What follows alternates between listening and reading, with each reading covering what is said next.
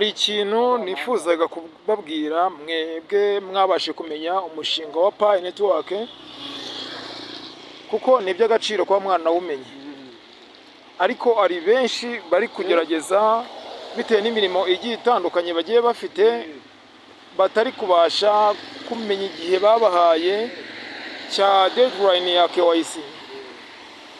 Twabonye ko bari baduhaye muri kwezi kwa 11, ariko ejo bundi Pi Network nase Pi kwa timu yongeraho igihe icyo bise grace period. Ni igihe cyabaye cyiza cyane ku bantu bari bafite ubwoba bw'uko ibyo baharaniye igihe kinini cyane bagiye kuba babihomba. Urumva ni igihombo kuri bo cyari kigiye kubaho, ndetse n'igihombo natwe, kuko abo barimo ni abavandimwe bacu, ni inshuti zacu. Urumva kuba bahomba ni ibintu bitabasha kuba byagira agaciro ku bantu bose.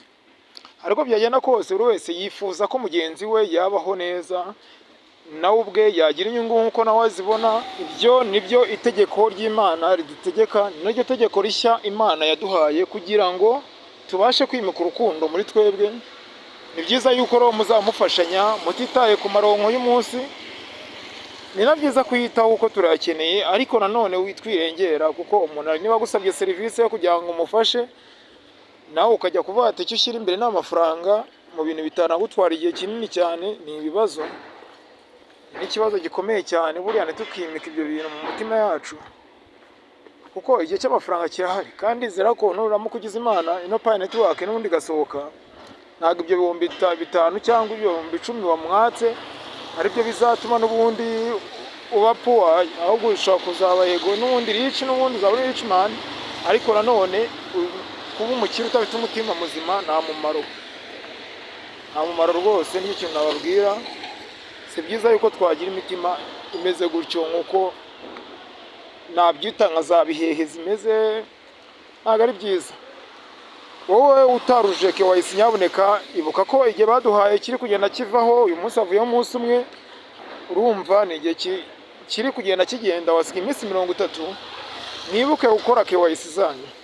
We nawe ubwiye ati wowe ufite ikibazo ukabona wabuze umuntu ugufasha, wamamagara cyangwa wanyandikira, tukabasha kuba twabonana, ukaza nkagufasha ukuzuza KYC yawe.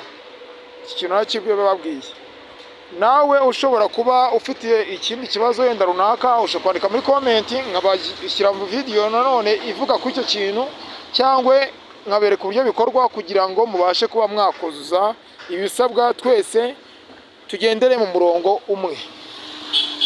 Ni byiza cyane rero, kuko ni by'agaciro, ndetse ni by'amahirwe kuba twaramenyanye nk'abantu b'abakire b'ejo hazaza. Ni byiza cyane, kuko natwe nawe utakifuza gutura ahantu heza, nta n'utakifuza gutunga ibintu byiza, ndetse ni nacyo buri wese mwifuriza aho muri hose. Mbahaye ikaze mwebwe mudukurikirana umunsi ku munsi aho muherereye hirya no hino mu gihugu cy'u Rwanda, namwe ba diaspora muherereye ku migabane igiye itandukanye, cyane cyane abatuye ku mugabane wa Afurika, ndetse namwe muherereye ku migabane igiye itandukanye, harimo ibihugu by'i Burayi, za Aziya, za Oceania, za China. Izo zose ni abantu bari muri ibyo bihugu, ndetse n'abantu bari muri iyo migabane igiye itandukanye tugiye tuziranye badukurikirana umunsi ku munsi. Urumva ko ni ibintu byadushimishije cyane, kuko mudahari ntitwaba turiho kugira ngo tubakorere ibiganiro, ahubwo kuba muhari nibyo biduteza imbere, nabyo biduha agaciro, nibyo bituma tubasha kuba twabona ibiganiro umunsi ku munsi tubagezaho, kandi byiza, bibasha kubungura, bibasha kuduteza imbere twese, kugira ngo tubashe kuba twagira aho tuva n'aho tugena. Ariko byagenda kose, urumva ni ibintu byiza, kuko kudukurikirana kwanyu mubyungukamo ubumenyi, natwe ubwacu tukagerageza kunguka inshuti n'abavandimwe. Kuko iyo umuntu aguha umwanya we akema kumva ibiganiro byawe, agakora subscribe, agakora comment, agakora share, urumva ni inshuti y'akataraboneka ubonye, ni inshuti y'akataraboneka uba wungutse. Niyo mpamvu ari iby'agaciro kuba tubafite. turabashima rero kuba uyu mwanya wanyu mwarawuduhariye. We mushyashya ugerageza uburyo wakanda subscribe, ukande akazogera kugira ngo ntihazagire ikiganiro na kimwe kigucika mu byo tubagezaho isaha ku yindi. Buri munsi tubagezaho ibiganiro, yaba ku ijambo ry'Imana, yaba ku biganiro bijyanye n'ikoranabuhanga ndetse n'amafaranga ndetse na politiki, ndetse n'ibiganiro bitrendingwa muri social media, byose tubibagezaho umunsi ku munsi. Mureke tubagezeho ibiganiro aho twarebye muri X, ese abapiyoniya bandi bakuru dufite bakuru muri Pi Network babahanga mu ikoranabuhanga, ese bo babivugaho iki, batugezaho iki ku makuru ya Pi Network cyangwa ya Open Minded. Ushobora kureba hari umuhanga bita Daniel Fenelus yatubwiye ko intego yo gufungura umuyoboro wa Pi Network cya Open Network uri vuba, ndetse muri kuno kwezi iyo gahunda ntabwo yigeze ihinduka nubwo twagiye muri grace period. Urabizi ko twari dufite ku itariki 31 z'ukwezi kwa 12 2024 kariho tuzatangira kuba twakoresha amafaranga yacu, ndetse n'amabanki ari ready yo kuba yatangira kudukoreshereza, kutuvunjira amafaranga yacu,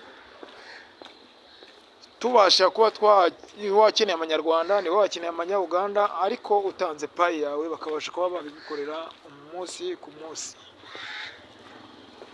Igihe cyose urumva ni amasaha 24 bazaba bakora, igihe cyose washakira banki zirahari inyinshi twagiye tuzibagezaho zigiye zitandukanye. Iyo gahunda rero iracyahari, kuba timu ntacyo yahinduyeho ku iyo ntego yayo twihaye. Nibihinduka ari we yatubwiye ngo azaba hari, azatugezaho amakuru y'uko byahindutse. Ibindi yatubwiye ati ngo nyuma y'inama ya Pi Core Team igiye kuba cyangwa ari yabaye, ariko hari n'indi bateganya gukora kugira ngo bemeze ko igihe Open Minded igomba kubera, banacekinge mu byo bagezeho byose kugira ngo babihereho bemeza icyo gihe. Urumva ko ni ibintu byiza cyane, kandi banatangaze n'igihe igomba kubera. Urumva rero ni ibintu by'agaciro cyane, kandi ni ibintu by'ingenzi cyane.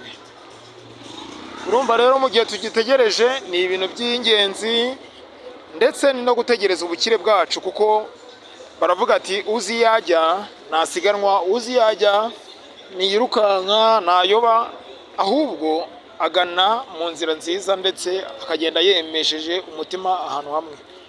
Urumva kuba dufite intego imwe twese ni iyo gufungurirwa umuyoboro wacu, ndetse no kugira ngo twiteze imbere twese dutangire gukora ishoramari mu bintu byinshi bigiye bitandukanye. Ariko ikintu nabagira inama yindi nari mfite ikomeye, twabonye ko muri magroupe yacu ndetse bari kugenda batubwira ko abahakazi muri kino gihe cya grace period cyo kwegereza Open Minded, abahakazi batangiye kwegura imitwe, ndetse basarishije, bazanye ibintu by'imitwe kugira ngo babashe kuba babiba Picoin zanyu. Urumva rero ni ibintu byo kwirinda, ni ibintu byo kugerageza kumenya ubwenge mu buryo buziguye. Si byiza kwirukanyira ikintu cyose ngo nuko ubonye ko wanditseho Pi Network. Ntabwo ari byiza cyane, kuko na Pi Core Team ibyo ngibyo irabitubuza. Nkuko mugiye mubibona rero, ureba nk'urugero nabaha, urabona hano handitse ngo Global Pi Market GPM. Urumva ni imitwe batangiye kubakinaho kugira ngo wowe ugende winjiremo ufungure, numara gufungura bagabibona n'uburyo baguhakinga bagutware Picoin zawe. Urumva rero nibyo nimugire na Pi atari Pi system yanyu iri muri programme zanyu, iyo twamayininze, iyo tuzi, niyo yonyine mugomba kuba mwakurikiza, naho ubundi bindi byose mukabyirengagiza mukabyihorera. si byiza yuko rero mwahubukira ibindi bintu runaka, ahubwo ni ukumenya ubwenge nyaboneka. Isi dutuyemo ni iyo gufungura amaso ukareba kure kugira ngo ubashe kumenya iyo ugana, kuko hanze hari ibintu byinshi bishobora kuba byagutesha umurongo ndetse bikabasha kuba byakubuza kugira ibyo ugeraho. Si byiza rero ko wowe ubwawe waba waramayininze ugatangira ukabura ibyawe kubera bano basikama babeguye imitwe. Wowe mushyashya rero ubasha kuba wumvise kino kiganiro, ushaka kunyegera ukambwira nkakohereza link kugira ngo ubashe kuba wakinjiramo, ubashe nawe kuba wabona amahirwe y'abandi bari kugenda babona igihe cyose. Wowe utaruzi bino bintu ukora ibyo ni ifaranga rya cryptocurrency rikora mu buryo bwa blockchain. Urumva ni ifaranga nk'uko mu Rwanda bagiye batushishikariza ko tugiye gukoresha ifaranga rya digital currency. Urumva ko ni ibintu biri kugira aho bigana mu buryo bw'ikoranabuhanga, uko isi tuganamo n'isi y'agaciro, ni n'isi yo kuba buri wese abasha kumenya future y'ejo ko ari nziza ku ikoranabuhanga. Ndabashimiye rero mwebwe mwabashije kudukurikirana, turabashimiye kandi mugire umugisha, mugire n'Imana impagarike n'ubugingo bibane namwe, amahirwe abane namwe.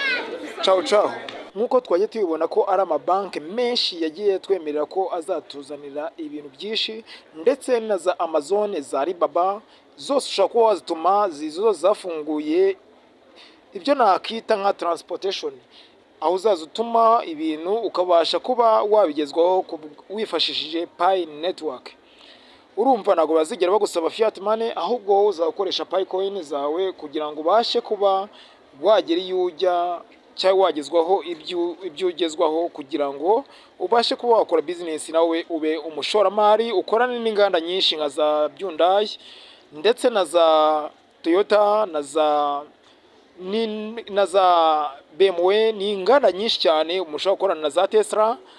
Wabonye ko yatugejejeho amafone meza y'ubwenge, ndetse ukubona n'amafone meza n'amamodoka meza ya tekinoloji zigiye zitandukanye nyinshi cyane kandi z'ubwenge, aho Elon Musk nawe yiyemeje ko azabasha kuba yakita mu bihugu bigiye bitandukanye, ku migabane igiye itandukanye, akabasha kuba yabagezaho serivisi ze ndetse mukazibona mu buryo butabagoye kandi ku giciro kitari hejuru cyane nk'uko mwabisanga ahandi. Kuko izi telefone ni telefone zaba zikoranye ikoranabuhanga ryiza cyane, kandi zaba zikubye ubwa iPhone ndetse na za Samsung.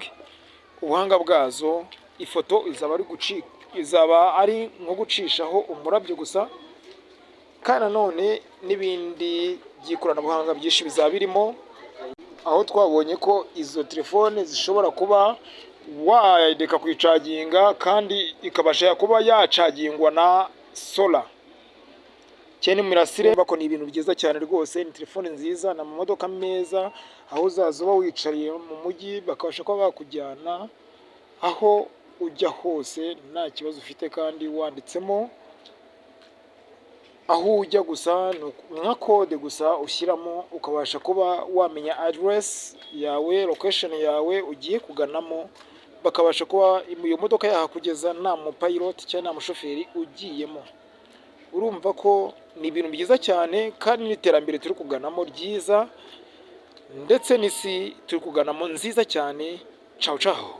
Alayu Construction Limited ni company tuzaniye ibintu by'ubwenge, bubaka amazu meza cyane, yaba amazu y'amakadasteri, yaba ama etage ku giciro cyiza cyane utasanga ahandi, kandi nanone bagufitiye ibibanza byiza cyane biherereye hano Murehe. Bagane kwizo nimero ureba hejuru.